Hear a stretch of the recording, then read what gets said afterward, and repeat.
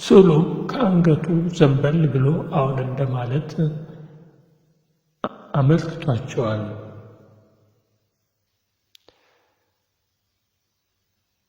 ታሪኩን የሚጠራጠር ካለ ባለንበት ዘመነ በሰሜን ሸዋ በደብረ ሲና ወረዳ ጋሾ አምባ ቅዱስ መርቆሬዎስ ከሚባል ቤተ ክርስቲያን ከቅኔ ማህሌት ፊት ለፊት የመርቆሬዎስ ስዕል 21 አለ። በክብረ በዓሉ ኅዳር 25 እና ሐምሌ 25 ጊዜ ካህናቱ ሲያሸበሽቡ አብሮ ይንቀሳቀሳል። ይህንን ተአምር ለማመን የሚከብደው ሰው ካለ ደግሞ በቦታው በመሄድ ካልቻለ ደግሞ ፍኖተ አበው ወገዳማት የኢትዮጵያ ክፍል 2 በደረጀ ነጋሽ ዘወይንዬ ቁጥር 2 የተዘጋጀውን ሲዲ መመልከት ይችላል። ዘወይንዬ ቁጥር 2 የተዘጋጀውን ሲዲ መመልከት ይችላል።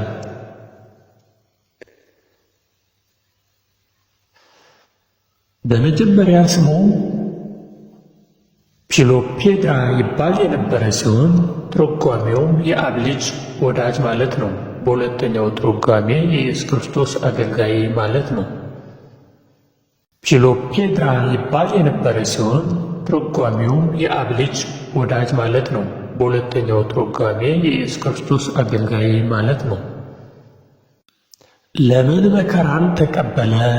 ስለ መንግሥተ ሰማያት ሐዋርያ 14-22 ሃይማኖትን ለመመስከር ማቴዎስ 10:32 አርያ ለመሆን እውነትን በሐሰት መለወጥ ስላላስፈለገ ሁለተኛ ቆሮንቶስ 5:13 ስለ ቅዱስ መርቆሬዎስ ባጭሩ መርቆሬዎስ ማለት የኢየሱስ ክርስቶስ አገልጋይ ማለት ሲሆን ይህም ቋሚ መጠሪያው ስሙ ሆኖ ቀረ።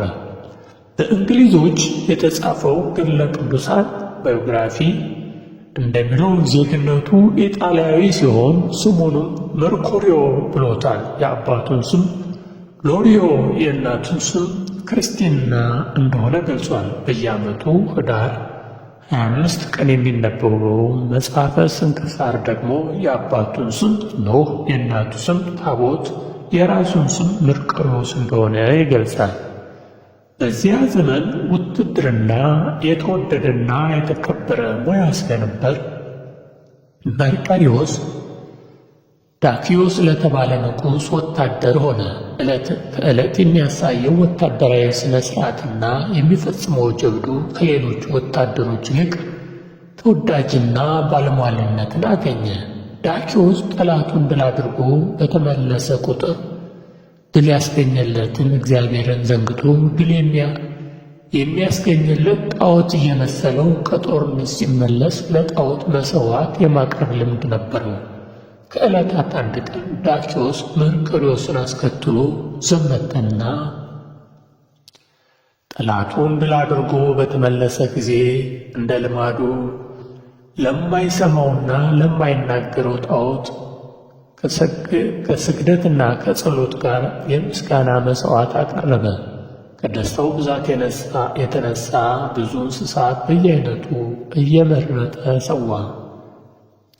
የመርቆሬዎስ ጀግንነትን የሚገልጸው ስዕል ሰማዕት የሆነበት ምክንያት ቅዱስ መርቆሬዎስ ይህን በማየቱ ሰው ድል ለሰጠው ለእግዚአብሔር በመስገድና እሱንም በማመስገን ፈንታ እንዴት ሰው ለሠራው ጣዖት ይሰግዳል በማለት ቅር ስላለውና አረማዊነቱንም በግልጽ ስላወቀ በዚህ ተቀይሞ ወደ ተዘጋጀው የድል ግብዣ ሳይሄድ ቀረ። በዚህ ጊዜ አብረው የዘመቱት ሌሎች ሰራዊቶቹ አባሎቹ እኛ ለምታመልከው ጣዖት ስንሰግድና ባደረገው ታላቅ ግብዣ ትእዛዝን አክብረን ስንገኝ ታማኝ ባለሟልህ መርቆሬዎስ ግን ትእዛዝህ በመናቅና አንተን ባለማክበር እነሆ አልተገኘም። እንዲያውም ለጣዖታ መስገድ የማይፈልግ ሳይሆን አይቀርም፣ አስተያየት ስጥበት ብለው በንጉሡ መሾምና መወደድ የሚፈልጉ ሰዎች አሳጡት። ዳኪዮስም በመርቆሬዎስ ላይ የቀረበውን ክስ ካዳመጠ በኋላ መርቆሬዎስን አስጠርቶ ስለምን ለጣዖት እንዳልሰገደና መሥዋዕት እንዳላቀረበ እንዲሁም ወደ ግብር እንዳልመጣ ጠየቀው። እሱም ሳይፈራ በድፍረት እንኳን እኔስ ለጣዖትህ ልሰግድና መሥዋዕት ላቀርብ አንተም እንዲህ በማድረግ አዝናለሁ ብሎ መለሰለት። ነገር ግን እኔ እግዚአብሔርን አመልካለሁ፣ ለእሱም እሰግዳለሁ። ይኸውም መሣሪያህና ትጥቅህን ተረከበኝ ብሎ አውልቆ ወረወረለት። ታላቅ ሰማዕት ቅዱስ መርቆሬዎስ መስቀል መሸከሙንና ወንጌል ይዞ የክርስቶስን ወታደርነቱን በመግለጹ ዳክዎስ በጣም ተናደደ። በግርፋትና በእስራት እንዲያሰቃዩት አዘዘ። በእስር ቤት ሲሰቃይ ሳለ የሮም ዜጋ ሆኖ በመታሰሩና በመሰቃየቱ የሮም ዜጋ መታሰሩና መሰቃየቱን ያወቁ መገረፉንም የሰሙ እንደሆነ ሮማውያን ታላቅ ኃይል ያስከትሉብናል፣ የሚነሳውን ዓመፅ ለመቋቋም ስለማይቻል ግዛታችን ሰፊ ነውና በጽኑ ሥርዓትና በግዞት እንዲሰቃይ ወደ ቂሳርያ እንላከው ሲሉ ተማከሩ። ዳክዎስና አማካሪዎቹ በዚህ በመስማማታቸው ታማኙ ሰማዕት ወደዚች አገር ተላከ። ቂሳርያም የምትገኘው በምድረ እስራኤል ነው።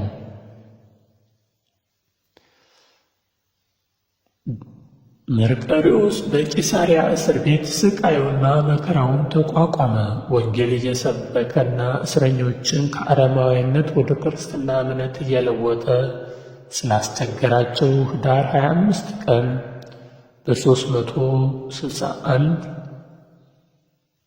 በ300ዎቹ መጀመሪያ ላይ በሰይፍ ተከልክሎ በሰማዕትነት አረፈ። እንደ ቅዱስ መርቆሬዎስ ስለ ታማኝ ምስክር ዮሐንስ በራእዩ እንዲህ ሲል ጽፏል። በምዕራፍ 3-12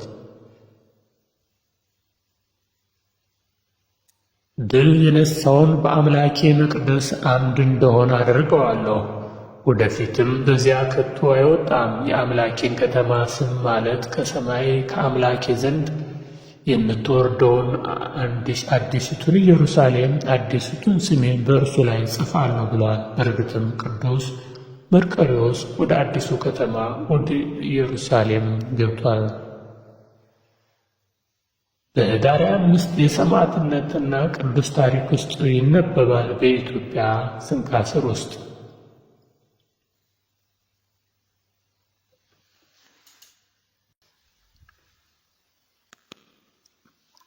ቅዱስ መርቆሬዎስ። የቅዱስ መርቆሬዎስ ወላጆች አሰሊጥ ከምትባል አገር ቢሆኑም እርሱ ግን ተወልዶ ያደገው በሮሜ ከተማ ነው። አያቱና አባቱ ስራቸው አውሬ ማደን ስለነበር አንድ ቀን እንደ ልማዳቸው አውሬ ሲያድኑ ከገጸ ከለባት ወገን የሆኑ 2 ወንዶች አግኝተዋቸው የመርቆሬዎስን አያት በሉት። አባቱንም ሊበሉት ሲሉ የታዘዘ መልአክ ከለከላቸው። ዙሪያውንም በእሳት አጥሮ ከበባቸው። እነርሱም በተቸገሩ ጊዜ ለመርቆሬዎስ አባት ሰገዱለት። በዚያን ጊዜም እግዚአብሔር ፍጥረታቸውን ወደ ገራምነት ለወጠውና እንደ በጎች የዋሆች ሆኑ። አብረውት ወደ መንደር ገቡ። ከዚህም በኋላ ቅዱስ መርቆሬዎስ ተወለደና ስሙ ፊሎፓድሪያ ተባለ። የውሻ መልአክ ያላቸውም በእርሱ ዘንድ ብዙ ዘመናት ኖሩ። ከዚህ በኋላ ክርስቲያኖች ሆኑ። የቅዱስ መርቆሬዎስ ወላጆች አስቀድመው አረማውያን ነበሩና የክርስትና ጥምቀትን በጸጋ ተቀበሉ። አባቱን ኖህ እናቱንም ታቦት ብለው ሰየሟቸው። ቀድሞ ፊሎፓድሪያ የነበረውን ስሙ ተለውጦ መርቆሬዎስ ተባለ። መርቆሬዎስ ማለትም የአብ ወዳጅ ማለት ነው። ዳግመኛም የኢየሱስ ክርስቶስ አገልጋይ ማለት ነው። የውሻ መልክ ያላቸው ግን መልአኩ በተገለጠላቸው ጊዜ እንደነገራቸው ለቅዱስ መርቆሬዎስ አባት የሚታዘዙና የሚያገለግሉ ሆኑ። መጽሐፈ ስንክሳር ዘወርኀ ኅዳር ገጽ 345 ንጉሡም የመርቆሬዎስን አባትና የውሻ መልክ ያላቸውን ዜናቸውን ሲሰማ ወታደሮቹን ልኮ በፊቱ አቆማቸው።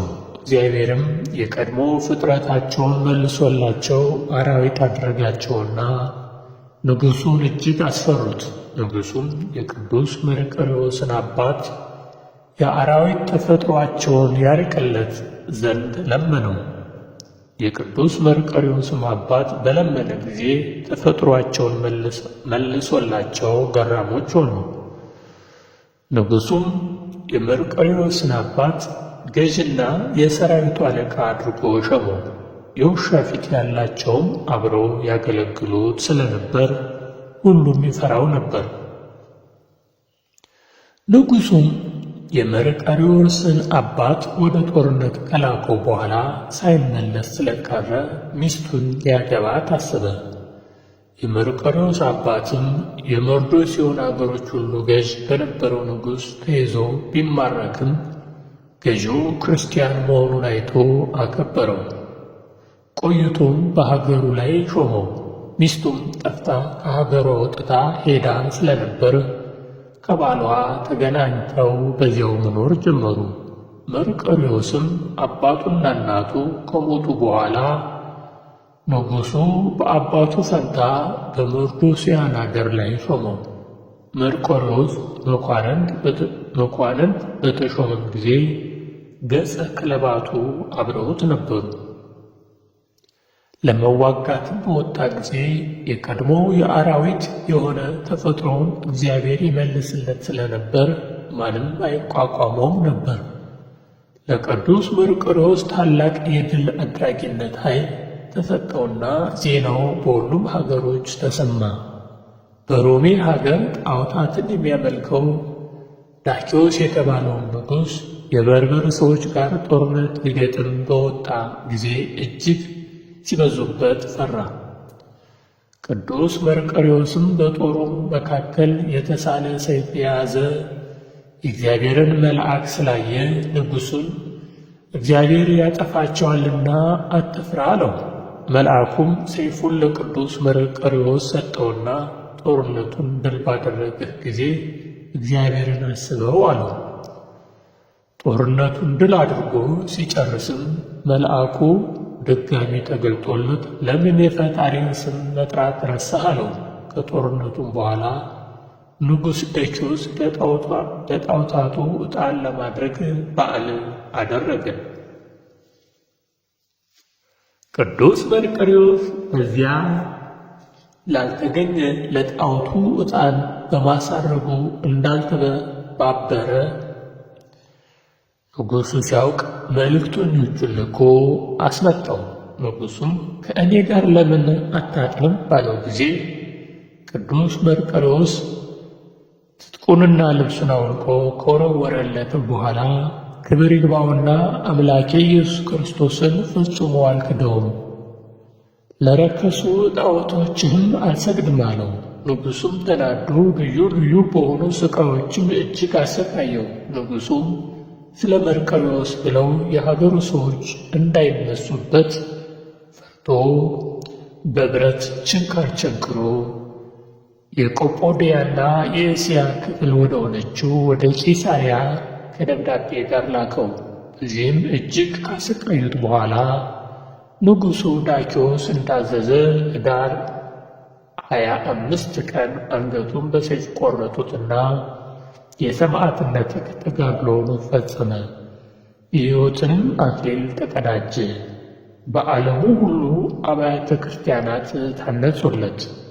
እግዚአብሔርም ድንቅ ድንቅ የሆኑ ተአምራትን በቅዱስ መርቆሬዎስም አደረገ። ከብዙ ተአምራትም አንዱ የቂሳርያውን ሊቅ ጳጳስ ባስልዮስን ረድቶ ከሃዲውን ኦልያኖስን የገደለበት ነው። ኦልያኖስ ነግሶ የክብር ባለቤት ጌታችን ክዶ ጣዖታትን በማምለክና ክርስቲያኖችን በማሰቃየት ጀመረ። የቂሳርያው ሊቀ ጳጳስ ባስልዮስም አስተምሮ ሊመልሰው ወደ ንጉሡ ቢመጣ ክብር ይግባውና ኦልያኖስ ጌታችንን ሰድቦ ባስልዮስንም አሰረው። ባስልዮስም በእስር ቤት ሳለ በቅዱስ መርቆሬዎስ ስዕል ፊት ጸለየ። ስዕሉም ወዲያው ተሰወረው። ያን ጊዜም ወደ ከሃዲው ንጉሥ ኦልያኖስ ዘንድ ሄዶ በጦር ወግቶ ገደለውና ወዲያው ወደ ቦታው ተመለሰ። ከጦሩም አንገት ደም ይንጠፈጠፍ ነበር። ቅዱስ ባስልዮስም ከሃዲውን ንጉሥ እንደገደለው አውቆ የክርስቶስ ምስክር ጌታዬ ሆይ የእውነት ጸር የሆኑ ኦልያኖስን ገደልከውን? አለው። ስዕሉም ያን ጊዜ አዎን እንደሚል ራሱን ዘንበል አደረገ። ቅዱስ ባስልዮስም ደስ ብሎት እግዚአብሔርን አመሰገነ። ሌላው ሰማዕት ቅዱስ መርቆሬዎስ በተአምሩ ከእስልምና እምነት መልሶ ክርስቲያን ያደረገው አንድ እስላም ሰው አለ። ይኸውም የቅዱስ መርቆሬዎስ ቤተ ክርስቲያኑ በተሠራበት በምስር ሀገር በሚኖር ከመሳፍንት ወገን የሆነ ወጣት ነበር። ከብዙ ሰዎችም ጋር ሆኖ ወደ መሐመድ መቃብር ለመሄድ እንዳሰበ ለአባቱ ሲነግረው ስንቅ ሰንቀው በሰላም ወደ መካ መዲና ሸኙት። መካ ደርሰው ሥራቸውን ፈጽመው ወደ ቤታቸው እየተመለሱ 7 ቀን ተጓዙ። በሌሊትም ሲጓዙ ስለ ሥጋዊ ግዳጁ ያ እስላም ወጣት ከግመል ላይ ወርዶ ለመጸዳዳት ዘወር አለ። እርሱም አብሯቸው የሚጓዙ መስሏቸው ስለነበር ባልንጀሮቹም በበረሃ ውስጥ ትተውት ሄዱ። እሱም ወዴት እንደሚሄድ ስላላወቀ አራዊትም እንዳይበሉት ፈርቶ እጅግ ደነገጠ። በዚያም ጊዜ በምስር አገር በአባቱ ቤት አቅራቢያ ያለች የሰማዕቱ የቅዱስ መርቆሬዎስ ቤተ ክርስቲያን አስታውሶ በልቡ ቅዱስ መርቆሬዎስን እንዲያድነው በመለመን ተሳለ። ወዲያውም ቅዱስ መርቆሬዎስ በፈረሱ ተቀምጦ ወደ እርሱ መጣና ከወዴት ነህ? ከዚህ በረሃ ውስጥስ እንዴት ጠፋህ? አለው። ወጣቱ እስላምም የሆነውን ነገረው። ቅዱስ መርቆሬዎስም ና በኋላዬ በፈረሱ ላይ ተፈናጠጥ አለውና በአየር ላይ እየበረረ በምስር ሀገር ወዳለች የቅዱስ መርቆሬዎስ ቤተ ክርስቲያን ውስጥ እንደ አይነት ጥቅሻ አደረሰውና እንደ ተዘጋጀች በውስጡ አስገባውና ከእርሱ ተሰወረ። ይህም ወጣት በኋላ አምኖ ተጠምቆ ብዙ ሰማዕትነት ተቀብሏል። ገዳሙን ገብቶ ብዙ ከተጋደለ በኋላ እንደገና ወደ አገሩ ተመልሶ ብዙዎችን ወደ ክርስትና መለሰ። የሰማዕቱ ቅዱስ መርቆሬዎስ አማላጅነትና ተራዳኢነት አይለየን፣ አሜን። በገድለ መርቆሬዎስ እንዲሁም በኅዳር 25 በሚነበበው የስንክሳር ላይ እንደምናነበው አላዊ ንጉሥ ኦልያኖስ ወንድማማቹን ባስልዮስንና ጎርጎርዮስን እንዲሁም ክርስቲያኖችን በመላ አሰቃይቶ ሊገድላቸውና ሊያሳድዳቸው ይፈልግ ነበር። በዚህም ወቅት የመርቆሬዎስ አምላክ ከንጉሥ ቁጣ እንዲሰውራቸው በስዕለ መርቆሬዎስ ፊት ተደፍተው ቢማጸኑ በስዕሉ ተአምራተ መንገድ ሂዶ ኦልያኖስን ገደሉ። ኦልያኖስን ገደልኩት ሲል በስዕሉ ላይ የደም ምልክት አሳያቸው። ገደልከውን ሲሉትም ስዕሉ ከአንገቱ ዘንበል ብሎ አሁን እንደማለት አመልክቷቸዋል።